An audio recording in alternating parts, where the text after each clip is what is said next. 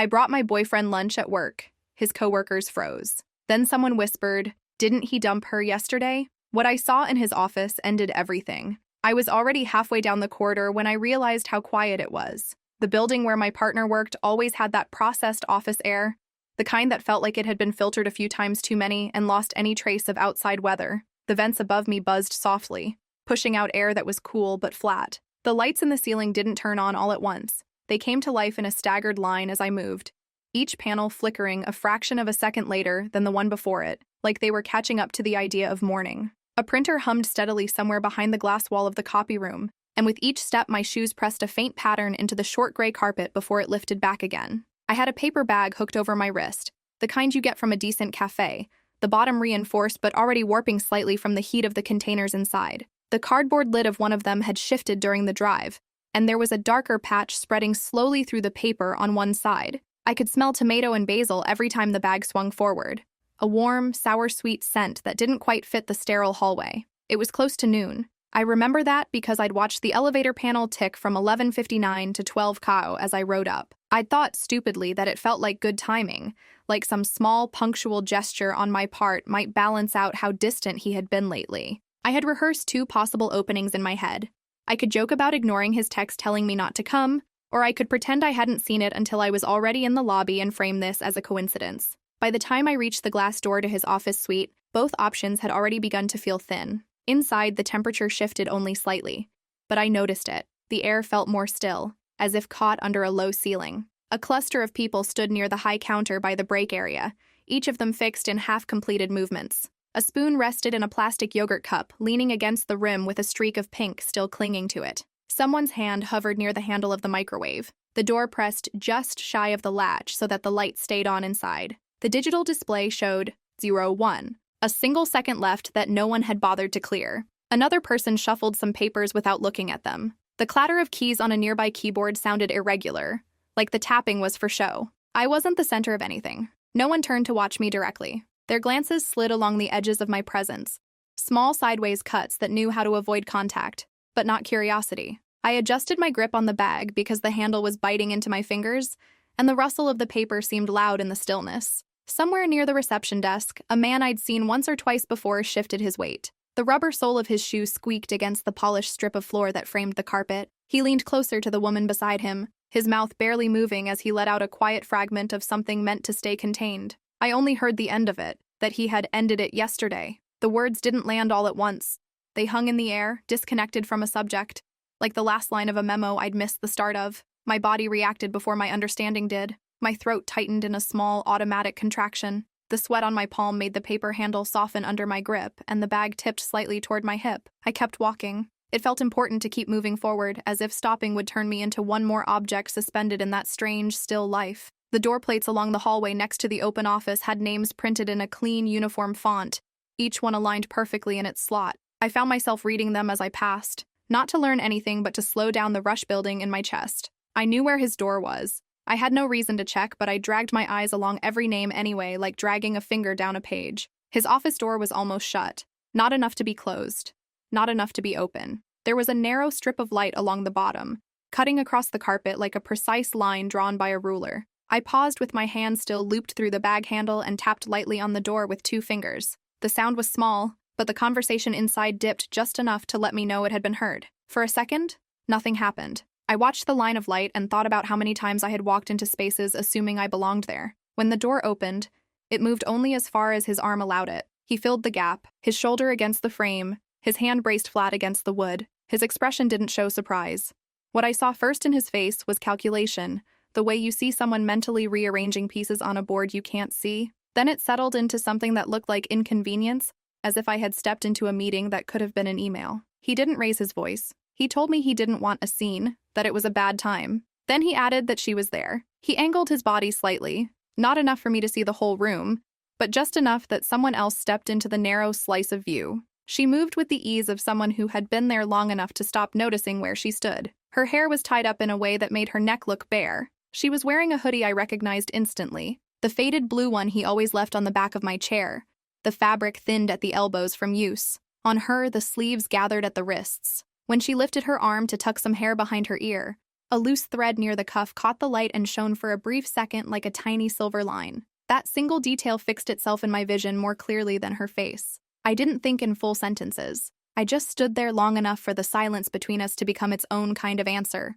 The warmth from the containers had spread through the bag. Heat pressed against my palm where it touched the side. One of the lids nudged against the paper with a soft thud when I shifted my weight. He assumed, I think, that I would leave. He let the door move toward the frame without looking back at me. The sound of it closing was soft and final, like a file drawer being pushed shut. I turned away. The office air felt heavier on my walk back, as if the ventilation had slowed. Someone at a nearby workstation pretended to focus on a document, eyes locked on a screen that hadn't changed in several seconds. The woman who had been near the microwave opened a drawer, closed it again, then rearranged 2 pens that were already aligned. The receptionist answered a phone that hadn't rung, her voice dropping into a practiced tone for a caller who didn't exist. They were all waiting for something from me. I decided not to give it to them. At the end of the hallway, I pressed the elevator button and watched the ring of light around it glow orange, then stabilize. The doors opened on an empty car. Inside, the air smelled faintly of spilled coffee, the sour edge of milk that had dried thin against metal. I stepped in and fixed my gaze on the narrow seam between the doors as they slid shut, watching the office floor disappear behind stainless steel. As the elevator descended, the building's low hum filled the small space, flattening everything into background noise. I held the paper bag against my chest with both hands, feeling the damp spot spreading slowly along one side. I didn't cry. I didn't even think in a way that felt like thinking. I just kept seeing that thread on the cuff of the hoodie, catching the light and then disappearing. Later, that image would become the reference point for everything else. By the time I reached the parking lot, the midday sun had turned the car windshields into rows of blunt mirrors. The asphalt carried a faint shimmer at the edges. Not yet the full summer distortion, but enough to make the distant lines of parked vehicles bend slightly. I unlocked my car with the key fob and slid into the driver's seat. The interior was warm from sitting in the open. The steering wheel had just enough heat in it to remind me that time had passed while I was upstairs. I placed the bag carefully on the passenger seat. The bottom left corner had darkened where the sauce had leaked through, a stain that spread in an uneven triangle. It looked like the beginning of a diagram with no labels yet. I stared at it, and in that stillness, the morning replayed itself in my head in reverse. His message telling me not to visit, my decision to ignore it, the quick call to the cafe to order our usual lunches, the receptionist handing me a visitor's sticker and pointing toward the elevators. His last text had been short, that he had a busy day and that I shouldn't come by. No punctuation, no softening words. On any other day, it might have been nothing, just a boundary around his workload. Sitting in my car, the phone still in my hand, it read like preemptive damage control. I scrolled up through our messages. For months, the thread had been filled with small domestic debris, photos of his coffee, a screenshot of an article he thought I'd like, a joke about our neighbor's dog. 2 weeks earlier, there was a gap where our exchanges had thinned out. The night before that gap, he had stood in my bathroom doorway, toothbrush in hand, and said he needed space. At the time, that word had seemed temporary. I had pictured a few quiet evenings, maybe fewer sleepovers, some breathing room while he completed a demanding project. He had brushed his teeth while saying it, foam gathering at the corners of his mouth, pausing only to spit in the sink before adding something about being overwhelmed. I remember him moving around the apartment as we talked, picking his keys off the dresser, sliding his phone into his pocket, checking the time with a kind of restless efficiency. I had tried to find a shape to the conversation, but it slipped away from me each time I reached for it. The next day, flowers arrived at my office. A small, compact bouquet in neutral colors with a card that said he was sorry for being off. There was no mention of space, no further explanation. I placed the card in a drawer. I kept going. Sitting in the car that afternoon, the memory rearranged itself. Space sounded less like a temporary boundary and more like an opening he had prepared in advance.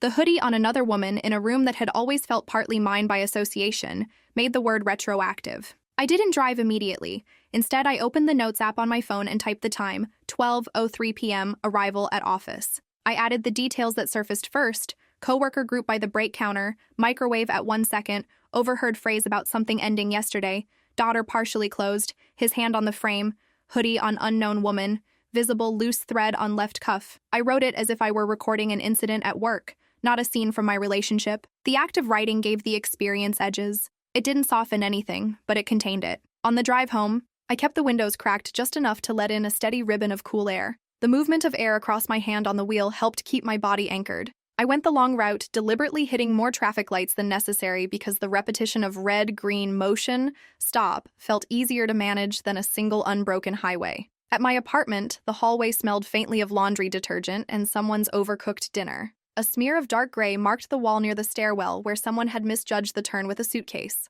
I unlocked my door and noticed, for the first time, a narrow scratch near the keyhole, a thin arc of exposed metal where the paint had been scraped away. It might have been there for weeks, I couldn't say. Today it felt newly visible, connected in my mind to the spare key he had once insisted on taking, in case of lockouts. Inside, the apartment looked the same as it had that morning. The blanket on the back of the couch was folded, not because I was naturally neat, but because I had forced myself into certain habits when he started staying over regularly. His mug, the chipped one he preferred for tea, was on the kitchen counter, turned upside down on a dish towel to dry. A pair of his socks lay near the end of the bed where he had left them last time. I set the lunch bag on the table and opened it mechanically. One container had come unsealed, the lid tilted at one corner. I pressed it back into place, then closed the bag again. I didn't feel hungry. The food felt like evidence of a decision instead. I took a pad of lined paper from my desk drawer, the kind I used for work tracking, and wrote the date at the top. Under it, I copied the notes from my phone in more detail. Time I checked in at reception, name of the receptionist, the way she had slid the visitor log toward me without making small talk like she usually did. I added the physical layout of the office suite, approximate number of people visible, and the phrases I had overheard, word for word as far as I could recall. I underlined the mention of him having ended it yesterday, not because I believed it, but because it was clearly part of the story being told about us without me. By late evening, I had filled 3 pages. I wasn't writing with any specific use in mind. It felt like trying to keep a steady line of ink while the ground under the paper shifted. Every time another detail surfaced, the angle of his shoulders in the doorway, the way his jaw had clenched slightly as he told me not to make a scene, the easy posture of the woman behind him, I added it to the list. I went to bed earlier than usual and slept in short, light intervals, my brain tossing up images of the office hallway like slides in a projector. Each time I woke, I checked the clock and wrote down the time I had woken, as if tracking my sleep could also help me track the way my mind was reordering events. By morning, 6 full pages were paper-clipped together on the table. I made coffee and sat down opposite them. The apartment felt oddly organized around that small stack, like everything else was temporary and the notes were the only fixed point. I decided, then, to verify whatever I could. I started with his office. I drafted a short, polite email to the administrative assistant listed on their website, a woman named Karine Ladu, whose name I had seen outside the glass door but never used. I asked if visitors were allowed on the previous day without prior appointment or if there were restrictions in place for non-employees beyond reception. I kept it neutral and framed it as a question about policy, not about my specific visit. She responded within an hour. Her reply was brief. Visitors were permitted as long as they checked in at the front desk and were issued a badge. She added that the log was maintained for building security and that I should let her know if I had experienced any difficulty at reception. I printed the email and slid it into a clear plastic sleeve, then wrote, "Office Policy Confirmation," at the top of a new page in my notebook. It felt excessive, but it also made my breathing slow down. During my lunch break, I called the building's front desk. The man who answered sounded distracted, but when I gave him my full name and the time I had checked in, he confirmed that there was a record for my visit. He read out the timestamp and the suite number I had indicated. I wrote them down while he spoke. When he asked if there was a problem, I said I was just making sure the log reflected the correct time for my own records. After the call, I added, "Visitor log corroborates arrival time," to my notes. That evening, he came by my apartment as if nothing unusual had occurred. He knocked his usual pattern, 3 steady taps, pause, then 2, and let himself in with his key when I didn't reach the door quickly enough. I watched from the kitchen as he kicked his shoes off near the mat, tossed his keys onto the coffee table, and opened the fridge, all with the easy familiarity of someone whose presence had become routine. He asked in a casual tone how my day had gone. I answered with something vague about emails and back-to-back meetings. I didn't mention the office. I watched him as closely as I could without making it obvious, tracing his movements as if he were part of an experiment I had already committed to documenting. At one point, his gaze landed on the stack of pages on the table. His eyes paused for a fraction of a second longer than they normally did on random objects, enough for me to notice. Then he looked away quickly, as if he had decided they were unimportant. When I asked how his day had been, he described it in broad strokes. Busy, frustrating, full of obligations. He didn't mention any visitors. He didn't mention her. The word space didn't come up. Internally, I added his omissions to my catalog. Over the next week, the small pieces continued to accumulate almost on their own. On Wednesday, a text came from an unknown number. The sender identified herself as a coworker of his, a woman named Nelia Crooms, whom I vaguely remembered seeing at the office party months earlier. She wrote that she wanted to apologize for a comment she had made in the hallway, that she had thought he had ended things with me and that she wouldn't have spoken within earshot otherwise. She added that she had only repeated what he had told them, that he was moving in with someone new soon and that the situation with me was already over. Her message wasn't long, but I read it several times. The phrasing matched the tone he often used when he wanted to close topics quickly. Already over, as if the timing were just paperwork. I took screenshots of the conversation and saved them, renaming the files with the date and time. I printed the thread, cut out the margins that showed unrelated messages, and taped the relevant part into the notebook. Underneath, I wrote, "Coworker under impression relationship ended prior to office incident. Statement attributed to him." 2 days later, I saw a new post appear on his social media account. It showed a photo of someone sitting on an outdoor bench on a balcony. Wrapped in a blue hoodie, I recognized immediately. The frame cut off the person's face, but their hand was visible where it rested on his shoulder. Dark red nail polish, a narrow silver ring on the index finger. There, near the left cuff, was the same small pull in the fabric I had noticed in his office. The same thread, the same imperfection, caught in different light. I stared at the photo longer than was reasonable, zoomed in until the pixels blurred. Then I saved it and added it to the folder on my computer I had labeled simply Records. I printed a copy and wrote the date it had been posted. I noted the caption he had included, a neutral comment about finally enjoying a free weekend, with no mention of who the other person was. I kept living my regular life around these actions.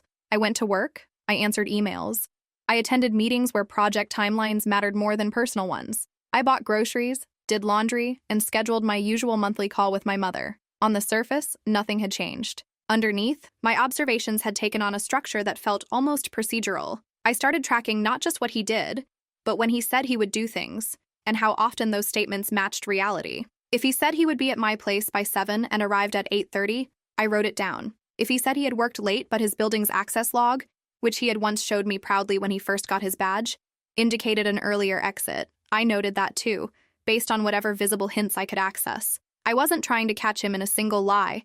I was tracing the pattern of his relationship with the truth. One night, after he left, I noticed my notebook slightly out of position on the table. I had left it aligned with the edge, a habit I'd fallen into without thinking. Now it sat at a slight angle. The top page shifted just enough to reveal the corner of the one underneath. It could have been an accident, a draft of air when I walked past, the way the paper settled, but I etched the image into my mind all the same. Around that time, the building where I lived sent out a generic email about unit security. The message reminded tenants to keep track of their keys and to report any lost copies immediately. It also mentioned that all maintenance entries were logged and could be made available upon request. I read that line twice. The next day, I stopped by the leasing office on my way home. The manager, a man named Saeed Ron, who always wore shirts one size too large, greeted me with his usual professional warmth. I asked if there had been any maintenance requests for my unit in the past month beyond the one I had made for the bathroom light. He pulled up my file on his screen and scrolled, the reflection of rows of text flickering briefly in his glasses. He confirmed that there had been no other entries,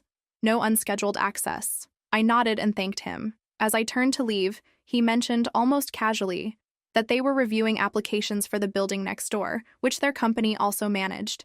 He said it as part of small talk about how busy the office was lately. I filed the information away without knowing yet why it snagged my attention.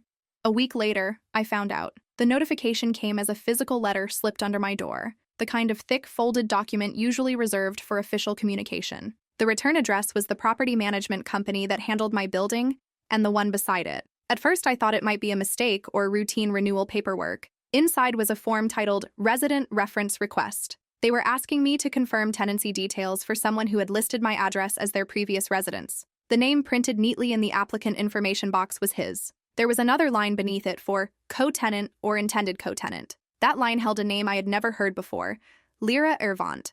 My mind matched it immediately with the faceless person in the hoodie, the ringed hand in the photo, the pronouns his coworker had used. I sat at the table with the form in front of me. My coffee had gone cold beside it. The boxes on the page were straightforward. Length of tenancy, reason for leaving, payment history, any issues with noise or security. There was a space at the bottom for additional comments. I didn't fill it out right away. I read the name again, following each letter slowly as if misreading it would change its meaning. What struck me more than anything else was the absence of my name.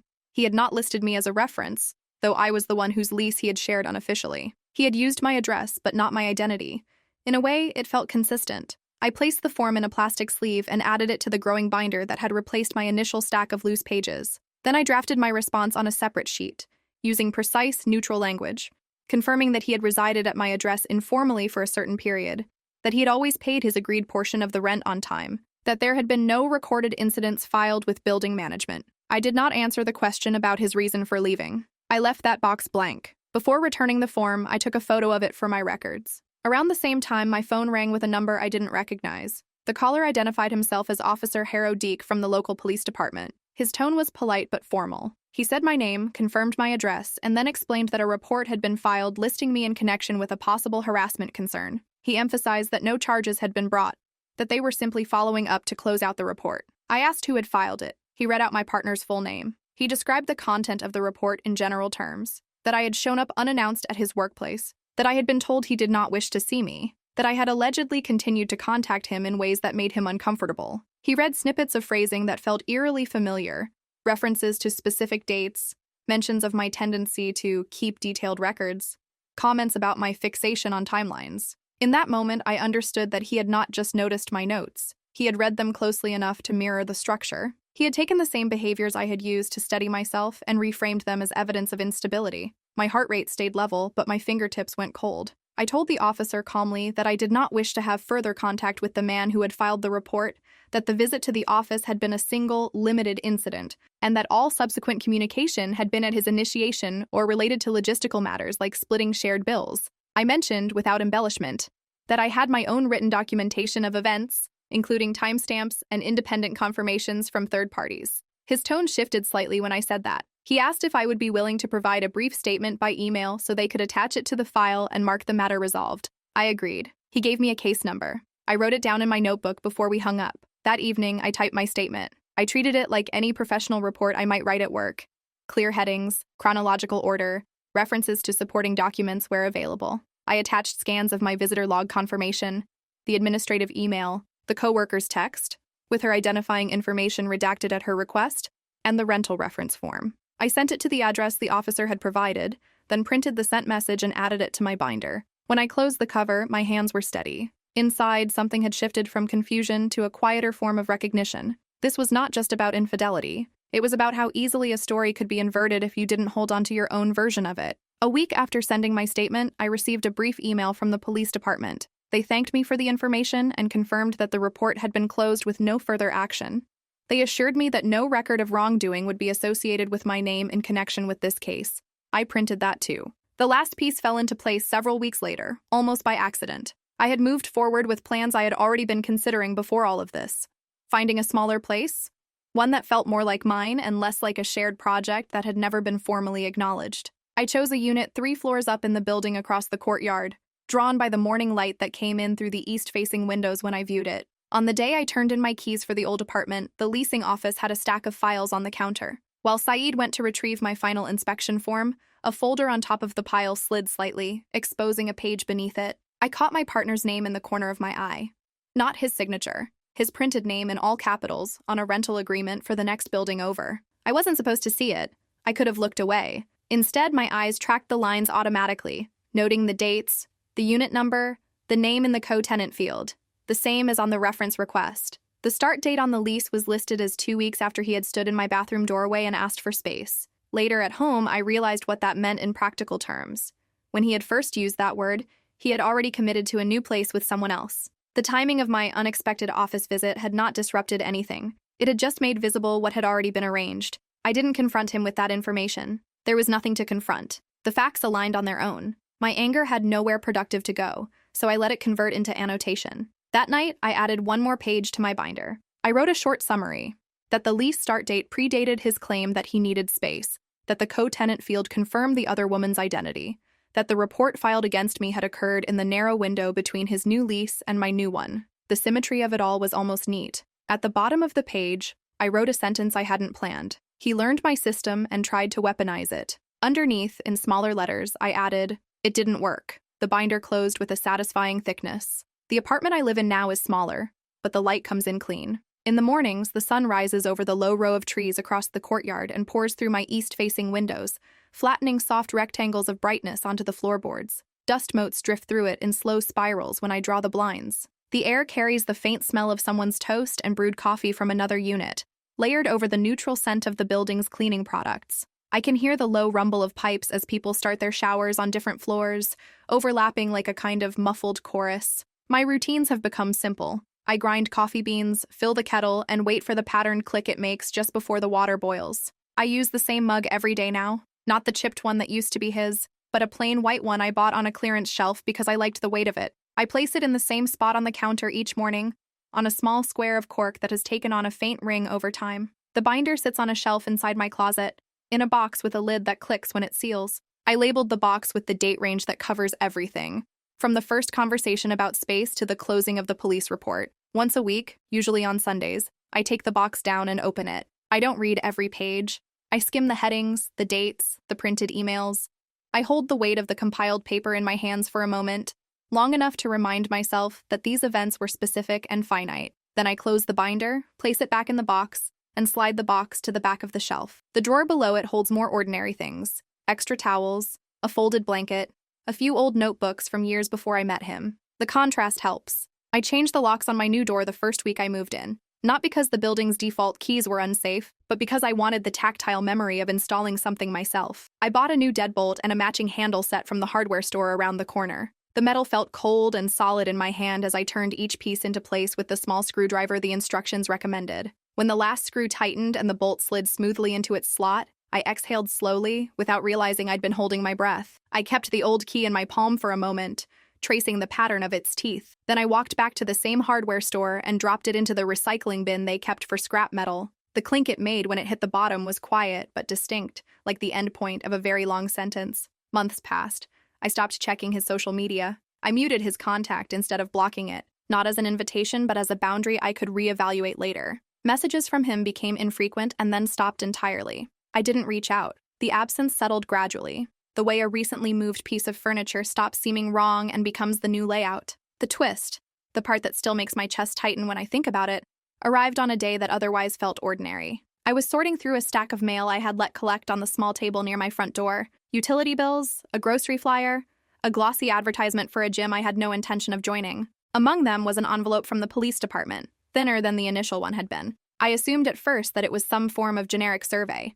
Inside was a copy of the final notation added to the case file, sent at my earlier request. I had almost forgotten I'd asked for it. It summarized the closure of the report and mentioned both his original statement and my counterstatement. They had redacted most of his descriptive phrases, leaving only key points. But one line made it through, likely because it was considered neutral.